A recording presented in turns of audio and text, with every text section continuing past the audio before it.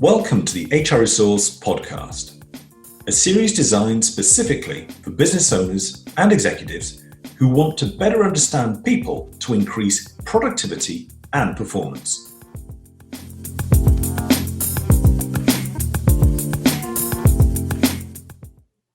In this episode of the HR Resource Podcast, we meet the one and only Rory Cellan-Jones. Rory has been the technology correspondent for the BBC for a number of years. So he's the guy that helps to translate all the techno innovation that is coming to the world, and let's face it, there's been quite a lot over the last few years, and turn it into a sort of practical explanation and insight into what we might expect from it. He has met some incredible people. He's met Elon Musk, he's met Stephen Hawking, he's met the great minds behind DeepMind. He's also had conversations with Mark Zuckerberg, and believe it or not, he's met the one and only Sir Tim Berners-Lee more than a dozen times. So what a character to have on our podcast. And certainly Rory gave us a good chunk of his time. And I really think this is one of the podcasts that really was worth the deep dive. And just listening to this conversation as he explains his life and the way in which he has met these individuals, explored the technology, explored the thinking and the characters behind the technology.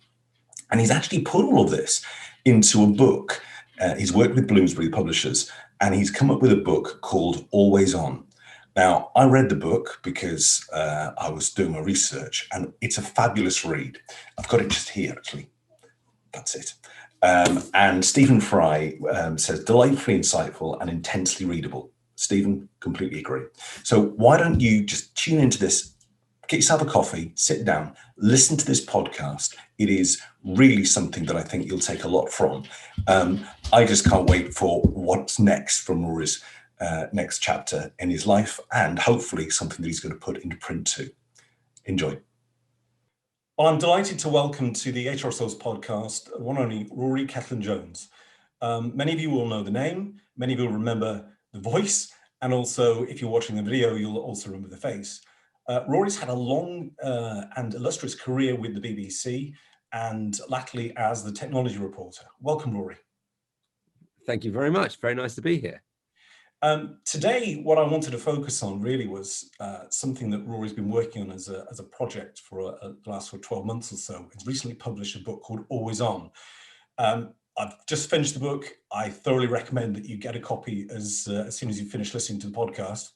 But we're going to touch on elements that Rory covers in the book, which I find quite fascinating. Before we get into that, any of you, and I mean, it might be a small number who've never heard of Rory, what can you tell the listeners, Rory, about your background? How you moved from the, I think you went to Cambridge University, is that right?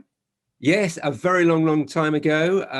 I am a BBC lifer. I did a bit of, I was studying modern languages at Cambridge, and I made this big decision as my final year approached, and I came back from a year abroad in Paris. I did not want to be an accountant. All of my friends had become accountants. I'm sure it's a great profession. I did not want to be one. I wanted to be a journalist. So I immersed myself in student journalism, got on the student paper, wrote loads of stuff, applied for every training scheme going, didn't get there, was unemployed for about 3 months, but had got to the final stage of a BBC training scheme and said, what can I do? You haven't given me the job. They said, oh, well, write to all our regional newsrooms, give it a go. And one of those newsrooms, Leeds, gave me a 3-month contract, just a 3-month contract. And look north, is that? Pay up, as they call it. Yeah. I was a researcher on there, and very quickly, 18 months later, I got a job in the main television newsroom in London as a producer. Wow. Which was, funnily enough, at first, nothing like as exciting as working on a local news program where you did everything. But then I broke out again, wanted to be on screen, and went to the BBC in Wales, which is a very happy time to be a reporter on Wales Today. Came back, was a reporter on BBC Breakfast, then became a business reporter in the late 80s, early 90s, worked on programs like the Money Programme, which was great fun. In the late 90s, I got slightly bored with doing the Marks and Spencer's results for the 1 o'clock news, all felt a bit routine. What was beginning to be really interesting was the rise of companies like Google and the whole sort of dot-com era, about which I wrote a book actually. So I immersed myself in that, and eventually the BBC took some time, but in 2007, I was doing so many technology stories, they decided to call me technology correspondent. And that's what I've been doing since. So radio, television, online, and I have a weekly radio program on the World Service called Tech Tent, which is cool. That's very good. where I'm Very good. I can roam free. So that's what we do. Your previous book, was that Dot Bomb? It was called Dot Bomb, and it was about the UK's very short, much less dramatic dot-com bubble than there was in the United States, but a really fascinating time. It was a book that was published in 2001 on the 9th of September, which turned out not to be a good time to publish a book, because you know what happened 2 days later. Yeah. But it was great to write a book. So 20 years on, published from Bloomsbury, well, 18 years on, because it's taken sort of getting on for 2 years to get this book out, came to me and asked if I had a book in me, another book in me. And we came upon this idea of basically taking all the experience I've had since 2007 and looking at what I call the smartphone social era. Because what's fascinating is how quickly that all came together. I started my job, the very first thing I did was go to California from a big conference that I was attending in Las Vegas, which I go to every year, called CES.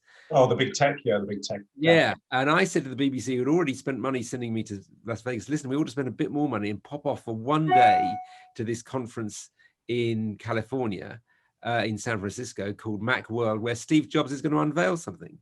And he did, and it was the iPhone. And of course, that was a moment in history. And when you think, 2004, Facebook was founded. 2005, YouTube was founded. 2006, Twitter was founded. 2007, the iPhone comes along. And all of those things came together to create this smartphone and social media combination, which has had such an impact on society and on to be in the room when the rock star that was Steve Jobs in his polo neck, giving his wonderful sort of showman style presentation. I mean, that must have been quite. I mean, I've seen the videos. We've all seen the videos and stuff, but to actually be there. I mean, is there much you can remember about that day? Oh, I remember everything. I've got a whole chapter of the book about it, because it was gripping to a Brit. And, British reporters are slightly cynical old hacks. At first, it was, why are people standing up and cheering? This is not what we do. This is a press conference. There's no Mexican waves going on this side of the chapter. Yeah. But he was a master at whipping up he was like an old time preacher. He started off, he sort of walks onto the stage with his jeans and his black polo neck and his wireframe glasses, and he stops and he pauses and he says, "We're going to make some history here today." And then he goes into this whole routine. He goes through the history of what he calls some groundbreaking products, like the original Mac, the iMac, the iPod. And then he goes into this routine where he says, we're going to unveil 3 kind of groundbreaking products today: a music player, an internet device, and a phone. And then he keeps saying this: a music player, an internet device, and a phone. And then he says, "Are you getting it yet?" And it turns out, of course, that they're all levels of excitement. Exactly. He's whipped up the crowd like a revivalist preacher. And then he reveals that they're, of course, all one device, and it's called the iPhone. Yeah. And they'll go barking mad. So that was a moment in history. And I got into trouble initially. I did this report on the 10 o'clock news, and getting it done was a kind of huge scramble because, of course, we were 8 hours behind. But the pictures had begun to emerge, and the news desk rang up really excited about it and said, "Oh, you've got to get your hands on that phone." And I tell a story in the book of how I did amazingly get my hand on the phone, because, Apple is a very controlling company, but somehow I managed to do it. Anyway, there were complaints from some viewers that the BBC was hyping a product, and that's not what you should be doing on the news. No. And I went on to the complaints program, Newswatch, and I made this case, which I was kind of nervous about at the time. I thought, have I gone over the top? And I said, would the BBC have covered the launch of the Model T Ford if we'd been around then? Great analogy. Yeah. And I thought, oh, that was a bit over the top. But actually, think what the iPhone did. It wasn't the first smartphone by any means. Nokia, with whom I had a lot of dealings over the years, had made lots of very clever devices. Yeah. But they needed virtually hacking. To get on the internet, you had to press 14 buttons, and you probably gave up halfway through. They didn't look intuitive. They didn't look magical. That expression that Steve Jobs possibly overused, but it was a magical device. And therefore, everybody else copied him. And the key thing was, although the hardware was beautiful, actually, we were moving into a software era in the telecoms industry. It wasn't, and that was where the baton was passed from kind of old-fashioned telecoms companies and the mobile operators having a big sway to two software giants. Well, Apple, a hardware and a software giant, and Google with Android, controlling everything, and a huge wave of change, because it wasn't just the iPhone. It was the fact that in 2008 they launched the App Store. Kind of interesting, because Steve Jobs had not wanted to, open up the platform. He wanted so much control. Yeah, but that was the kind of making of it, because that drove an enormous amount of innovation, and beat the rivals. For instance, Microsoft was hoping to do well with its Windows Phone operating system, but because there was so much, all the innovation was happening, and all the developers were developing for the iPhone and for Android, they were left out in the cold. Yeah, it was the breakout of the APIs and able to get people to be able to interact. They were doing it anyway, weren't they? They were sort of trying to break. They were so in love with the iPhone, they were trying to break it and create their own. Yeah. I suppose it was better to have them on the inside, working within the Apple's constraints, rather than have them outside. The Wild West. Yeah. But talking about the Wild West, I mean, it's the formation of a business. HR Resource is a brand that is owned by a company called R2B Media, which I run. But R2B started as an app development business.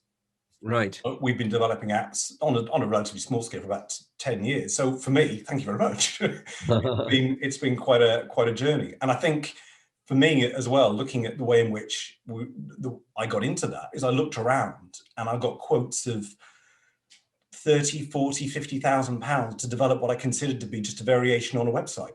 Yeah. On this platform. So, well, it can't cost that amount of money. And sure enough, it didn't. But I literally did it myself, with obviously the skills and the talent and all the bright. Well, yeah, the interesting thing was there for a while it seemed a huge kind of liberation. I talk about the era of the bedroom developers, and a kid that was a friend of my son's, who was 16, who built an app called The Impossible Game, and he built it for Xbox, and then he ported it to iPhone. And one evening, his dad got a phone call at home from an executive in California at Apple saying, Mr. Bentley, we're making your app of the week. It's going to be big on the app. And he said, I don't know what on earth you're talking about. And it turned out his son, because 16 was too young to register to have an app, had given his dad's name. And his dad was quite grateful in the end, because he then had to open an American bank account to take the six-figure sum that app earned in those days. Yeah, brilliant. So but that kind of small player, I think the professionalization moved on, and it's basically a big players mainly now.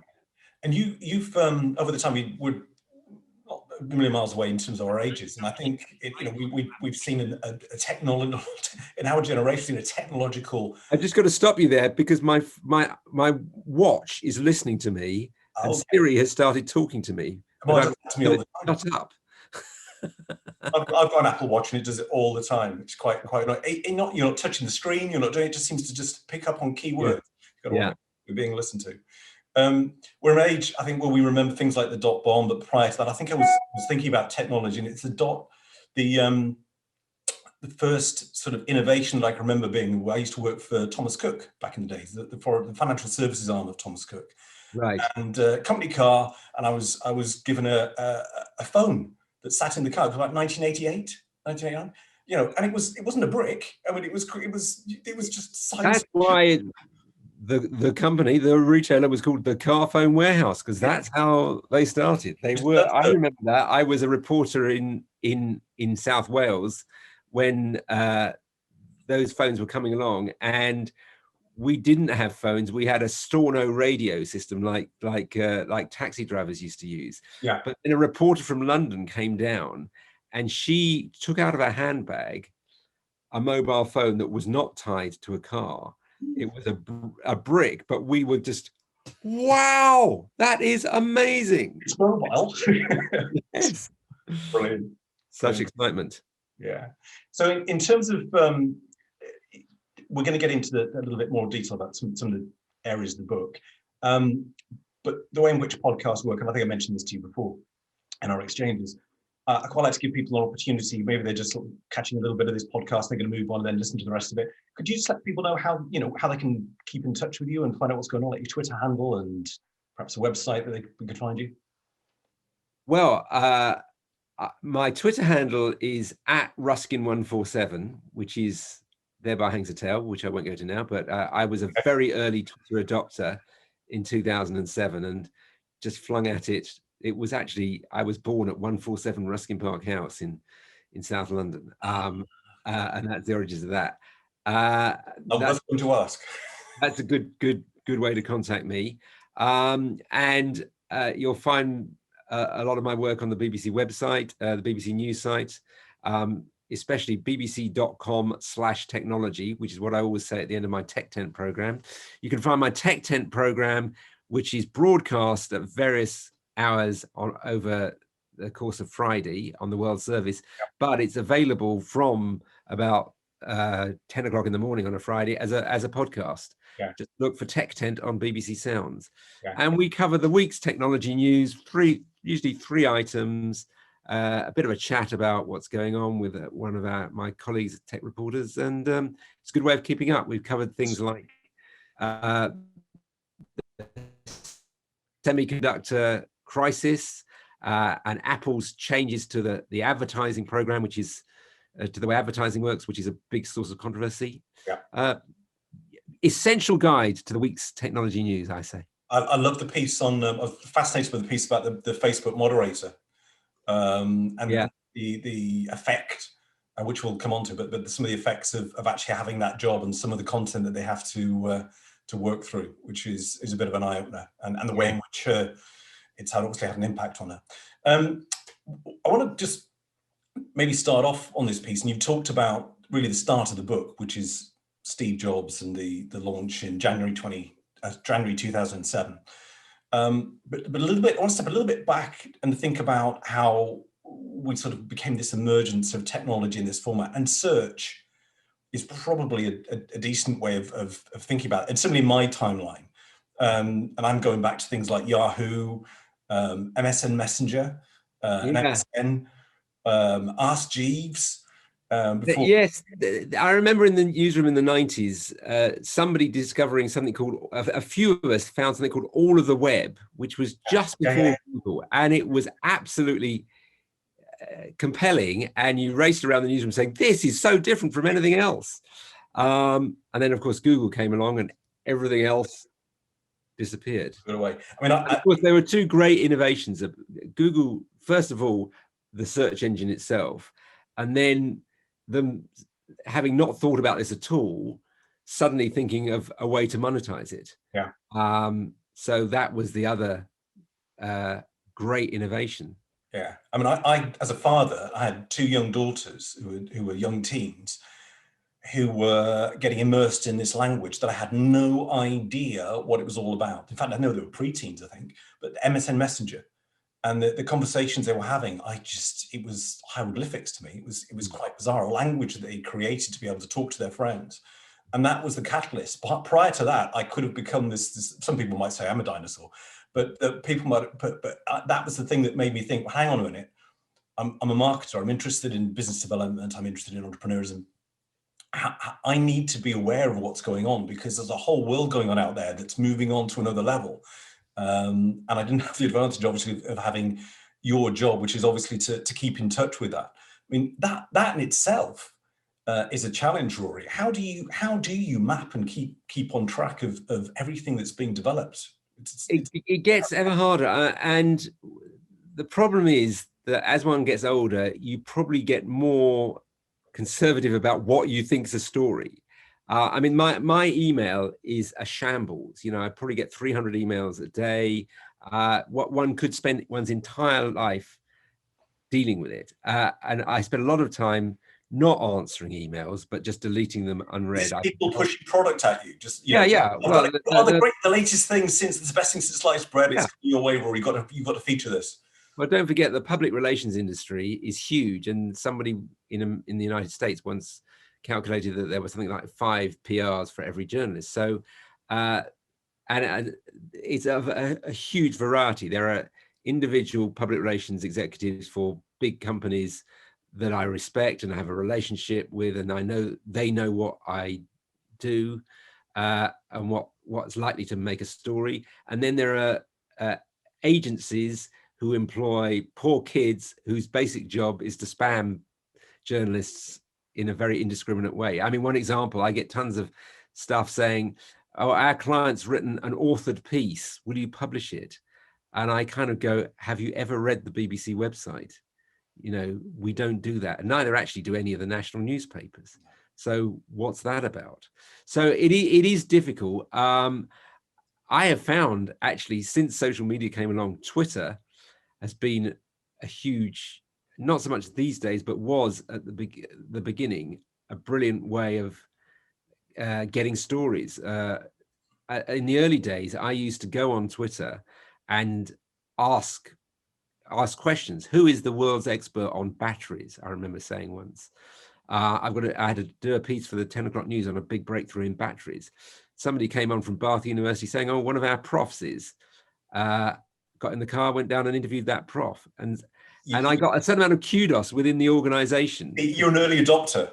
So yeah. Early adopter, so you were in there and actually you were surrounded by other early adopters who were probably had a fairly similar mindset at that time about being sort of connectors, mini mavens maybe. But well, the tech community very quickly in the summer of 2007, they were all just trying out Facebook, and then by the autumn, they'd somehow all moved to Twitter. They decided this was the place, and for a while, it was a kind of like an intimate club, and then of course, it got crowded.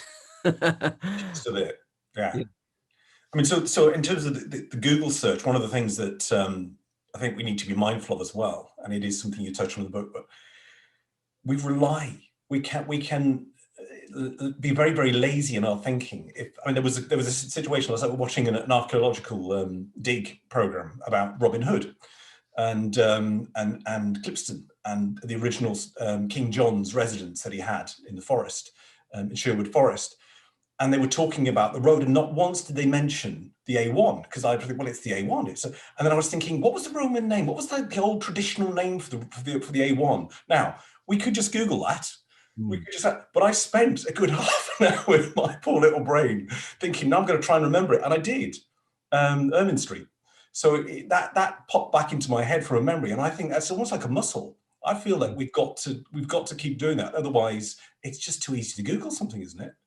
I know if time's an issue, it's great. But I think there are times when we've got to think, well, actually, we do have memories, and it is in there somewhere. We just have to get that the cogs whirring. Well, I hate to think, if Google didn't exist, how one would get through one's daily routine as a journalist. My brain. Just checking things, I spent a lot of today checking the Bitcoin price, for example, which has been hurtling in all sorts of directions. Yeah. Where is it right now? Well, earlier this afternoon, it had fallen towards 30,000, and then it recovered somewhat. I'm not quite sure where it is lately. Okay. But I watch on with bemused horror, actually, because I kind of hate the whole cryptocurrency scene. I'm cynical. We're probably in a very similar camp with our view on it, but I got drawn in because I saw a cryptocurrency called New4 or 4New, and it was a blog. I was listening to a podcast, actually, a podcast with these two guys who talk constantly, American guys, talking about cryptocurrencies, Bitcoin, what's happening in the industry. I was in the gym, and I suddenly heard my ears pricked up because they started talking about Teesside, which is where I'm based, and they talked about the fact this new Bitcoin was going. This new cryptocurrency was going to revolutionize things because it was actually going to be based on energy, and they had purchased two plants, recycling plants, using biodegradable waste product was going to be turned into energy, and they owned the plants, and it was going to be that. It was very clever. And I thought, well, that sounds great, and it's local, so I'll have a look at this. So I actually bought into this idea. Only to discover after doing what you should do first every time: do your due diligence, do your research before you get your hand in your wallet. They hadn't bought these plants. They hadn't any. Surprise. Yeah, they got a lovely video of somebody wandering around the site as if they owned it, but they were just doing a bit of a promo video, and nobody knew why they were there. Which sort of came out as we own it. And I think the Mirror did a piece on them a couple of years ago. Some of the people that unfortunately that had worked there and now left have been given death threats and all sorts. But it is pretty much the whole world is of cryptocurrency is full of scams. I tell a story in the book about when I was already very cynical. An email dropped in my inbox from somebody promoting what they called a cryptocurrency for care homes, where residents of care homes could, in a timeshare way, buy their room with this new cryptocurrency that was being created for it. And I thought this was completely bonkers. And again, the person promoting it said they were a leader in the care home industry. And it turned out they owned one which basically closed down because they went bankrupt. So buyer beware. It's a sort of way. They pay out their executives nice big hefty salaries, but then they find that people, and which is true of a lot of sort of tech business startups as well. If it's badly managed, you'll find executives living a life of luxury, and staff quite often don't find themselves getting paid. Yeah. Bit of a warning sign, isn't it? In terms of your background, your history, I mean, you've met some what I consider to be sort of the rock star A-listers of the tech world. You met Elon Musk. You've met Mark Zuckerberg, the wonderful Tim Berners-Lee. Demis Hassabis, who is the new kind of rock star, is the most interesting man in Britain, the founder of DeepMind. Oh, the AI. Yeah. I mean, these people are all. Is there a common thread? Is there? I mean, I've met some really fantastic people in business, and I would say that they're pretty much. Some of them are most definitely on a spectrum in terms of their social skills and in some of the way that they interact with people. They're brilliant people, but then they perhaps don't have some of the other. As a television reporter, it was difficult. It's always been difficult to find people who can, in this world, express themselves in a way that the world will understand. Yeah. Obviously, somebody like Mark Zuckerberg, when I first met him, I've only met him a couple of times, but it was 2008 when he came to London, and he looked like a shy, geeky kid, the sort of person who looks at their shoes rather than your shoes. Yeah. But he'd obviously begun to have a bit of media training, and he's got a lot slicker. I think he's still not, a very engaging or charismatic person, but he's obviously brilliant and driven. And what's interesting about him is that he, by all logic, and I told him this in 2008, should have sold up when, in 2 or 3 years, they were they were growing really fast, but they had virtually zero revenues. And somebody comes along and offers you $1 billion and then $10 billion. Why would you turn them down? But of course he did. And that decision was... he might have been right. Yes, he might have been right. But yeah, I mean, up to the point of which I think you were tweeting today about that Tim Berners-Lee making the statement about where we are with the internet and his sort of optimism. Yeah, no, I'm writing a sort of, I've got a kind of newsletter that goes with the book. I've been trying out Substack. I don't know if people know about Substack, but I newsletter every day. And today's chat was about, I'm trying to devote one to each chapter in the book. Today was about where everything starts to go downhill. It's called The Woes of the Web, that chapter, and it really focuses on Tim Berners-Lee, who is a fascinating, I mean, he is the world's most difficult person to interview because I've seen him speak. I was at an event where he was one of the keynote speakers, or the keynote speaker, and I was so excited about seeing him. I was, fascinated seeing, and bless him, I know he's a brilliant guy, and what he's given to the world is just truly remarkable, but not the greatest speaker in the world. It's quite hard to follow. When you've done an interview, it's kind of, how am I going to edit this? Because actually, I always think he's a bit like the World Wide Web, because he has an idea, and then he leaps onto another idea, and then he clicks on another idea, and then click, click, click. It's but a privilege to have met. I met him. Sure. Yeah. And in terms of where we've got now, we think about Zuckerberg. Obviously, that takes us on to social media, with Facebook sort of preeminent position, and Cambridge Analytica that hit really quite a, as I mentioned, like a watershed moment, because once we started to delve into what was going on behind the scenes, once we lifted the cover, and the public began to realise what was happening. Sorry. Okay. The problems of social media. I'm just being FaceTimed by my son, so I shall tell him to go away. Blame me. So the realization of where these privacy settings had led us, even despite the fact that Facebook had said that they had asked for certain information to have been deleted anyway, that they later discovered was still around, but nevertheless, we were being tracked in a way that I don't think many of us really truly. Yeah, we suddenly the business model, and the business model is becoming more and more apparent to people. I mean, the old cliche is if you're not paying, you are the product. The business model is gathering vast amounts of data and selling advertising off the back of it. Now, there is a point of view that says, as long as you understand that, that's fine. That is what you're getting actually is more relevant advertising. You're going to get, if something's for free, there's going to be advertising. Would you rather have advertising that might be applicable to you, or completely irrelevant advertising? Because there is an argument that if you get rid of all the tracking, what you get is lowest common denominator advertising, which a lot of it will be kind of gambling ads. But most people, I think, are pretty creeped out when they realize the extent of the tracking, the fact that it's not just in somebody's property. In an app, when you sign up to a Facebook app or an iPhone app, what you're often doing is allowing them to track you, not just during that app, but when you go off around the internet. And that's why that pair of shoes that you looked at once follows you around the internet.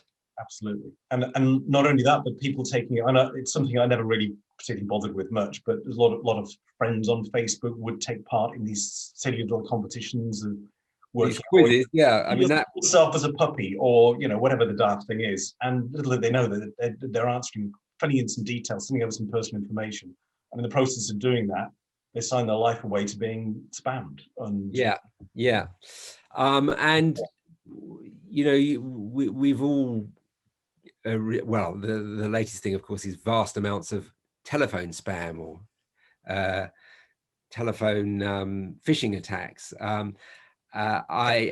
You wonder how you ended up on a list, but your data is incredibly valuable and is sold around the world. So they're really now under the cosh in regards to privacy statements. I mean, one of the things that, I don't know whether you agree with this, but from my perspective, and I'm including Google in this as well, because I actually think Google, despite Google Plus, which was a complete disaster, I do think Google is a social media site, because for me, you've got the for businesses, you've got that key graph, Google My Business proposition, which if you search for anything, and that's the first thing we do, we search for something, you've then got, if you actually manage to claim that piece of real estate on their site for your business, you can work with it and actually turn it into something that is quite an asset for your business. That's no different to a profile on other social media sites. And don't forget, they own this little business called YouTube. Oh yeah, one of the most powerful social platforms there is, and one where actually has also been rife with abuse, which is the problem that they're all dealing with. I mean, you only have to see the comments under videos to understand what a challenge that is. And now we're having governments taking them to task. So we're getting, Australia have taken particular views on it. Germany and is leading the European cry for changing the way in which these large organizations use our data. Can you see that falling out? Do you think there's going to be a charter? I think the presentation I saw, Tim Berners-Lee, he was talking about it almost like a charter. Yeah, he has got this sort of charter for the web, which he wants people to gather around. It's quite difficult to see how that's going to work. I mean, of course, here in the UK, we've got the online safety bill, which has been coming a long time and is still going to be a long way away. But it kind of sums up the challenge, because it's doing a number of things. It's giving these social media platforms a duty of care over users and telling them that they've got to look out for things that are harmful but not illegal. Yeah, how you define that's difficult. But they've also got to maintain free speech, so they could be in trouble for allowing stuff, and they can be in trouble for banning stuff. So that is going to be a huge challenge, policing that, and it's going to be a big job for Ofcom, the regulator, which has already got an enormous job, and it's going to get even bigger. Yeah, and a good example of that, I guess, is when you have to make a judgment call on somebody like Mr. Trump, President Trump, who managed to get away with quite a lot for quite a lot of time, which most normal Twitter account holders would not have been allowed to have. And suddenly then they pulled the plug.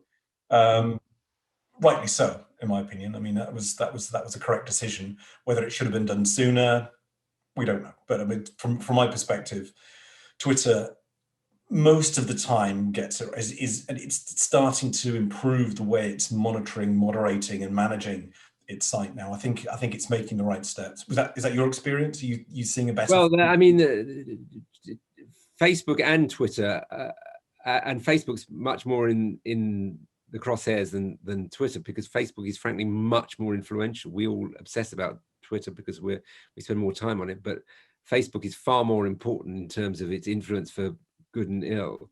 So they all, to some extent, but Facebook more than others, were caught napping, or they never moved fast enough during the whole disinformation rows, which kind of started in 2016 in the first Trump presidential election, and accelerated over those years. And then last year we saw the social platforms say, we're going to be tough this time, we're going to stamp out misinformation, but they failed, or they were always just behind the curve. And it wasn't the very last moment that they acted. The technology's been ahead of the legislation all the way along. It's just, well, there isn't any legislation. It's been ahead of, there's this key law, Section 230 in the United States, which protects them effectively from legal action about what people say on their platforms. And it's been really important in allowing small and large web companies to prosper, but is now under the microscope. What do you make of innovations within social media? I mean, the latest one that I'm aware of is Clubhouse, as a different way of approaching social media. And for those of you who've not used Clubhouse and been aware of it, it's very much an audio only. It's almost like going to a series of different conferences or webinars. Yeah, it's all it's been through an extraordinary period, Clubhouse. It's the quickest boom and bust you've ever seen, I think, because about 6 weeks ago it was the hottest thing around, and now it seems to already have kind of Clubhouse, I can't be bothered with that. Yeah. I mean, it's an interesting idea, but basically it's quite an analog idea when I joined up, because it's like a radio station with a schedule. If you miss a particular discussion, you can't rewind. It's not recorded. No, isn't it? It's just not recorded. So you're not. In a way, the attractive thing is that the idea is that it's quite intimate, and you can find yourself chatting to big wheels in Silicon Valley. But of course, that only lasts so long. Quite quickly, the big wheels in Silicon Valley, they don't really want to talk to you and me. They may dip their toe in the water, or they may use it as a broadcast medium for a while, Yeah. and then they're off. So I think it's quite difficult for Clubhouse at the moment. I mean, Twitter has designed a rival called Spaces, which I've yet to work out how that works. You can see the copy up on the top of the screen there, and it's, I think it's partly taken over from the demise of Periscope, hasn't it? Yeah.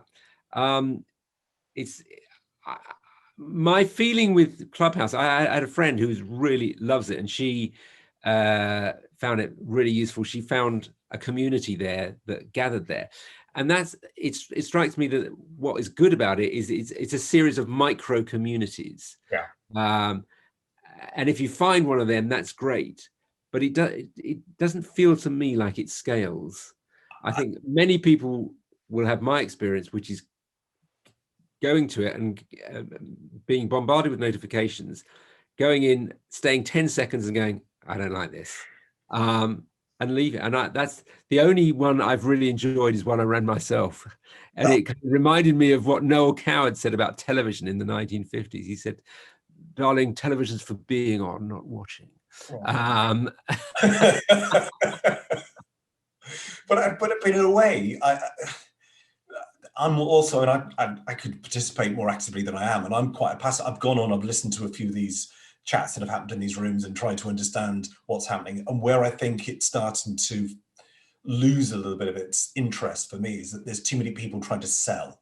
There's just, and I know you're going to get that in any social media platform, but you don't want, that's not why you're there. You're there to learn, you're there to listen, you know, to understand, and hopefully take something away of value. And I think there's just people on there, the word's out, get onto Clubhouse, go tell everybody what you're about, go and sell yourself like crazy. And that's what I try and avoid. And you can see that. Sometimes you can pick that up from how the room's termed, but sometimes you don't quite catch it. And but there's people on there who spend hours of their day just lost on it. I don't get that at all. I dip in and out, I'll be honest. That's what's always struck me. I mean, I am a Twitterholic, and I spend far too much of my time on Twitter, but it doesn't demand my time at a particular time. It's my choice. Whereas Clubhouse seems to do that. It's almost like you can't be doing something else because you can't. You can't. It's like listen to music in the background. This is a conversation. It's a bit different. How much? So, okay, do you use the screen time app to tell you how long you've been on? Should we do a share? My screen time is terrible. I need to do something about it. I'm over 8 hours a day. Yeah, it's really embarrassing. 8 hours and 46 minutes daily average. And Twitter. You've got a job that's sort of, you've got an excuse, I guess, that says, well, actually, that's what I do for a living. So, you know, that's partly down to that. But that's a long time, isn't it? That's a day. Too much. Yeah. And it's kind of what I look at first thing in the morning and last thing at night. Which, I mean, I've got a chapter in my book, which, you know, the chapter is called Always On, about whether, how these things track you. I went and saw some expert who told me just how many sensors there are in these devices, so therefore what they know about you, but also how immersed you can get in them, and whether that's good for you or not. I mean, there are arguments about it. I spoke to one really interesting young academic who said the term addiction shouldn't be used. It's got a precise meaning. You can't say I'm addicted to a phone any more than you should say I'm addicted to chocolate. It's the kind of trivialization, and they've done all sorts of good. You know, they're very good for people as well as very bad for them. So you must be a bit more measured about it. But it's the dopamine. It's the hit. You are getting a buzz for the likes, for the retweets, for the interest, and it obviously, I think, does have an effect. Anyway, I'm going to get more disciplined about that. Just moving swiftly on to innovations in technology, and I did read a piece on that, and I'm delighted because I think I remember seeing a piece where you were actually working with Google Glass. And I'm a geek, you know, like yourself. I love new stuff, and I was struggling to see how that was. It just looked cumbersome. It was. I mean, I've always loved trying new things, and obviously the smartphones came along, and they were very compelling, and then Google Glass came along, and the idea may still come to pass at some stage. The idea of having information in front of your eyes, Yeah. uh, Like a heads-up display. Yeah. a heads-up display, I found really quite exciting, and I managed to persuade the BBC to let me try one out. And I wore it for 3 months, and I was kind of obsessive about it. And it was a really interesting way of taking pictures, because you could just click on the side of it and take a picture. I took one great photo in the dentist chair of my dentist leaning over me. And as I say, I was kind of obsessive and wore it for 3 months until I finally realized that my family, my friends, my colleagues were all right. I looked like an idiot. And I stopped. And that was the problem with it. The kind of, it wasn't cool. It wasn't cool. When but Apple, when you got your iPhone out for the first time, everybody's like, wow, what's the design and everything. But not the headset. But people are still working on that idea, and augmented reality, for example, headsets which project information on the world. Yeah. I'm going off to Rolls-Royce next week, to their engine factory, where they're using headsets to give their engineers a view of what's going on with each engine, because they've got so much data coming back about each engine that they want some easy way of visualizing it for them. So those are interesting innovations. There are some sort of standout gadgets that excite me, and sometimes they fly and sometimes they don't. I mean, the obvious one that was a wow moment for me was when Amazon's Echo came out. Yeah. And you could talk to a device and it would answer you back, and that was extraordinary at first. Now what's amazing is how quickly we begin to take these things for granted, and complain when they don't understand what we're saying, or they speak out at the wrong time, like my watch did just now. So that was a great innovation, exciting innovation. I got very excited about a little British startup called Chirp that was using sound to transfer data, and I thought this was going to be huge. It was encoding. You could send a photo by sending a chirp from one phone to another. It would come out in a sort of whistling noise, and magically the photo would appear on the other person's phone. And I thought this was great. Of course, it's never taken off, because who wants the world to be full of chirping noises from mobile phones? No, that's a different sort of bird spotting going on there. But I mean, the different innovations, and you touched there on DeepMind, which I am really fascinated by.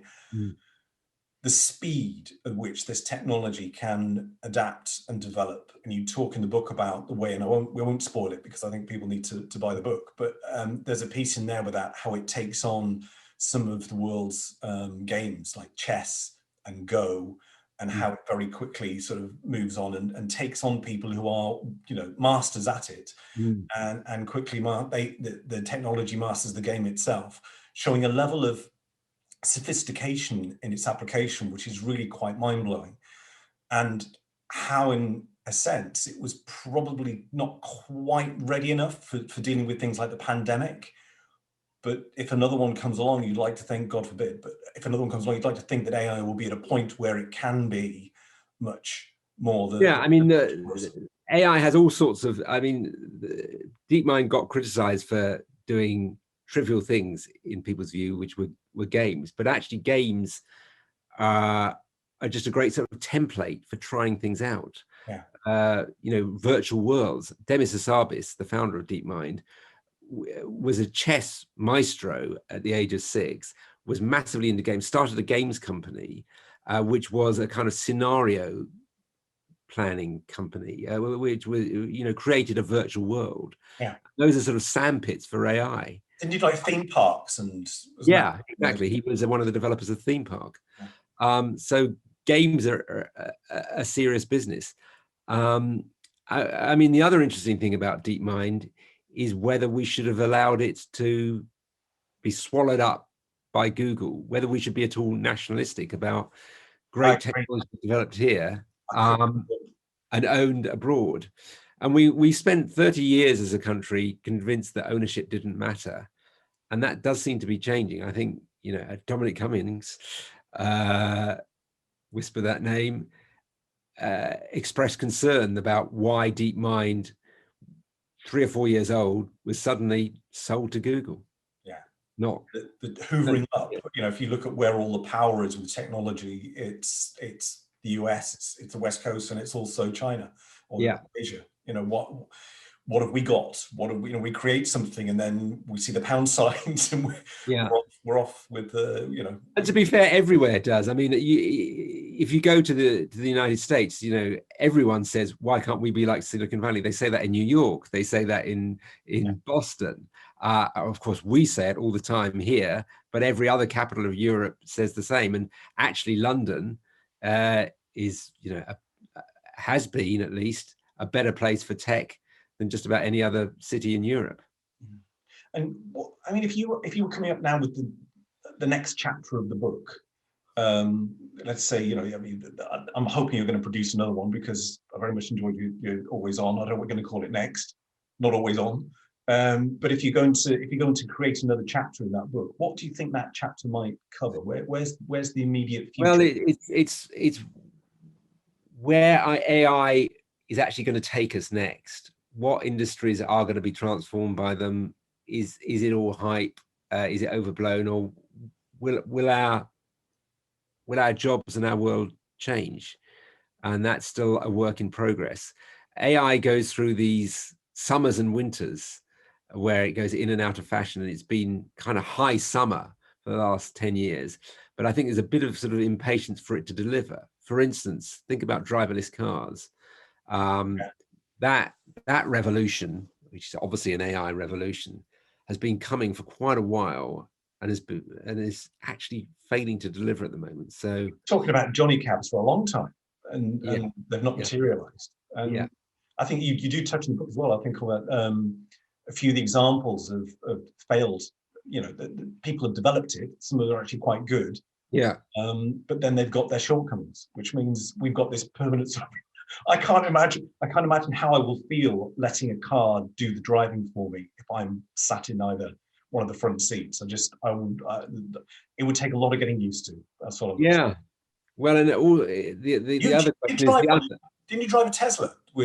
I've driven a Tesla. I mean, Teslas, are here right now, and they have this system autopilot, which is pretty controversial. There's the insurance body Thatcher Research says is not happy with people using terms like that, because they say it gives people a false sense of security because it's not an autopilot. There have been some accidents. Yeah. But you actually drove. This is the really cool part of the story. It's not that you just drove a Tesla, but where were you driving that Tesla to? Yeah, well, I in late 2015, I was trying to convince my bosses to send me to Las Vegas again in the following January.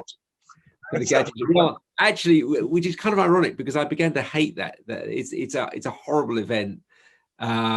You're 8 hours behind, so you're always struggling to catch up.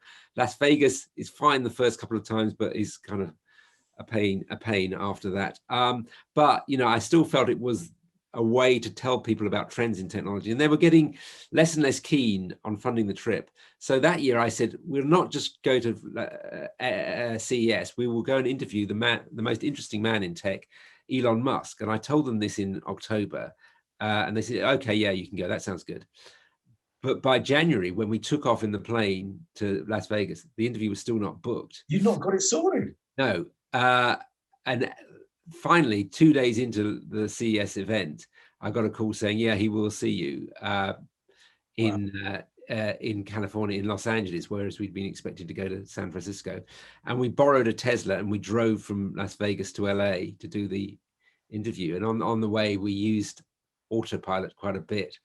And at one stage, my producer was driving, and the car decided to try and leave the freeway, which was kind of scary. And that slightly hindered our enthusiasm for autopilot. Yeah. I mean, there's just a million and one things. I mean, they can there'll be a time when it will arrive and it will be safe and they'll have gone through all the testing. We're in those sort of early stages of I suppose, adjustment. It's just one of those things that's going to have to arrive for us. One other thing happened a couple of years ago, and I remember watching the report. You'd been talking about 5G, and actually there were two reports that I saw. One I put on Instagram actually was of a lady reporter who was giving a piece to the lunchtime news. I think it might have been. Anyway, the screen went very pixelated. I thought that was an own goal. That was not your report. Yeah. But I understand that. I think you had a bit of a hairy scare just before they were recording the piece for you, because something to do with a SIM card. Oh yeah, no, that was the day of the first 5G network going live in the UK, and we were doing this thing where we were going to do a broadcast over the 5G network. Was it Covent Garden? Yeah, which was, you know, a moment in history, as it were, and everything was working fine, and then suddenly the line went down, and you thought, what on earth has happened? And it turned out that they'd been obsessively trialing this device, testing it out, doing speed tests, and they chewed up all the data. The guys from the mobile phone network, EE, had to suddenly were very red-faced and had to top up the data before we could go live. Brilliant. That's. I mean, in terms of, there's a name actually. This has just reminded me. There's a name we haven't featured in this discussion of people, the luminaries that you've met in your career. On Stephen Hawking. Yes. And there's a piece in the book when you talk about the fact that it took a long time getting to, there's a great story, you've got to read the book, but there's a piece where we get to the point where you're meeting him, and there's a bit of a technical glitch. Yes. I mean, to cut a long story short, to interview Stephen Hawking was a complicated affair. You had to send off the questions in an email and wait for the email to come back. And I won't tell the exact story now, but the email came back with a startling revelation in it, an answer in it. But that could not be a story until we actually recorded the interview. And he fell sick in the meantime. It was postponed. So it was a big moment actually recording the interview with Stephen Hawking, effectively pressing the button which generated the voice to give the answer that I wanted. Yeah. And there was a bit of a technical glitch. Yes, basically, his computer system had to be. It's a famous technique. He had to be turned off and on again. The famous I could turn it off and on again. Yeah, exactly. This didn't work. Yeah, there was, going back to the 5G launch. There was I think some references to seeing your hand shaking. Yeah, I mean, this is how I start the whole book, because it kind of frames a lot of issues, sort of personal and about the broader technology, because I had been diagnosed about 4 months beforehand with Parkinson's disease, and a few people knew about it.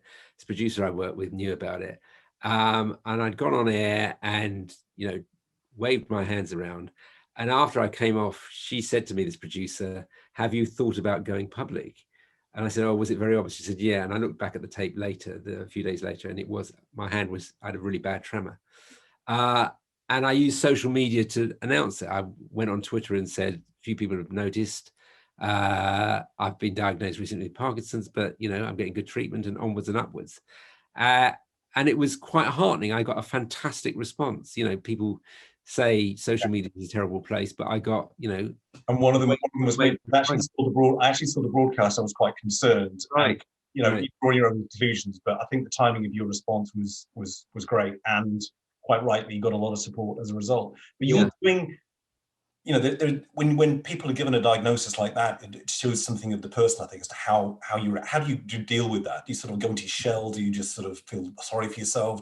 I'm sure there's lots of emotions that have gone through your mind, but some of the things that you're doing is literally sort of to change the way we're thinking about it. There's organizations that you're working with, and you're using the skill that you've got and the knowledge and the connections that you've got in technology, I think, to try and move. Yeah, I'm trying to find out, frankly, I'm trying to get involved in any part possible and find out what is going on from a technology point of view. And AI is becoming a factor here. I've been involved in 2 projects whereby they're gathering loads of data, because it's a very difficult thing to diagnose precisely or to grade. You know, is your hand shaking that much? I drag my foot. And both trials have involved doing lots of exercises. The most recent one actually wearing sensors on my arm while I'm doing exercises, while doing one of these Zoom calls with the researcher, and the data from the sensors being Bluetoothed effectively to the researcher, producing this huge data bank from which they hope to use machine learning techniques to, tell them something about how you measure Parkinson's, which is one of the difficult things. So unless you can measure it, it's very difficult to know, for instance, whether the medication is right, whether, it needs to be increased or decreased or what. So I'm fascinated by that for obvious reasons, both personal and professional. So I'm putting quite a lot of energy into looking at that. And also for characters that are supporting that particular what is and raising awareness of it as well. Yeah. And it was also again something else that I watched in real time was the breakfast piece you did on Parkinson's when there was a dissection of a brain and you would. Yeah, I went to the brain bank, and this is just before we went into lockdown. There's a brain bank, Parkinson's brain bank in a London hospital, which is vital. I mean, it's not so high tech. It's kind of old fashioned tech. It's dissecting brains and looking at what's happened to them. And I went there to talked about leaving my own brain to that research, which was quite a moment for me. I'm sure. And actually held a brain that the doctor, this amazing researcher, gave me to hold, which is again quite an experience, especially something to show to breakfast TV audience. I mean, they said something in the piece, I think you covered in the book, about there being something about iron within the brain. Yeah, they had done, one of the doctors there had done his PhD in the brain bank, and had detected high levels of iron in people who had Parkinson's, and there's some work going on a drug that can maybe remove that iron from the brain. Wow. There's so many developments happening in so many areas. Yeah. So that COVID hasn't held us back. We've not touched on the app, the NHS app, which there is a piece. I'm very conscious that you've had a very busy day today, Rory. So I'm not going to take much more of your time. You've also got a son who's called you, so you need to get back to that. And I'm cooking dinner tonight. Oh well, you're on point. I've managed to delegate that one for once, so I've got help. But no. I just think from my perspective, you've offered a great deal of value in terms of the time you've given us today. The book is certainly worth a read. How can people grab a copy? Is it on the usual channels? Is it available on the usual channels? There it is. Always on. Yeah. Oh yes. There we go. Excellent. It's obviously on Amazon. If it's not in your bookstore, go and ask the manager why not. Where is it? It's available as an audio book as well, if you fancy that. I spent 3 days recording the audio book. It's available for Kindle, so it's in all formats, in all good quality outlets. Genuinely, I somewhere I've still got Steve Jobs' autobiography. I think it was possibly created, but I'm struggling. It's quite a brick, and I must admit, I'm not the world's greatest reader. I try my best, but if I get something that hooks me, I'll read it. And I'm not just saying this, Rory, because we're having this conversation. I read that book in a day and a half, which is phenomenal, and not phenomenal for me. It's good to hear. But it just and you've got a lovely quote there from Stephen Fry in the book as well, which I think is very apt. I think for the listeners, I think is thank you on behalf of the listeners. And one last thing I'm going to ask you is there something that in this wonderful career of 30 plus years with the BBC that has been a memorable moment that you think you'd like to share? Maybe something that as an insight that might help our listeners? Not so much an insight as the wackiest story I've ever done. Oh, I like wacky. Which is a few years back, a Swedish office blog decided on an innovation. Instead of an ID card to get in the building, people could have a chip implanted in them. And I went over and had a chip implanted in me, which allowed me to get into their building. And the chip is still there. It's still in my hand.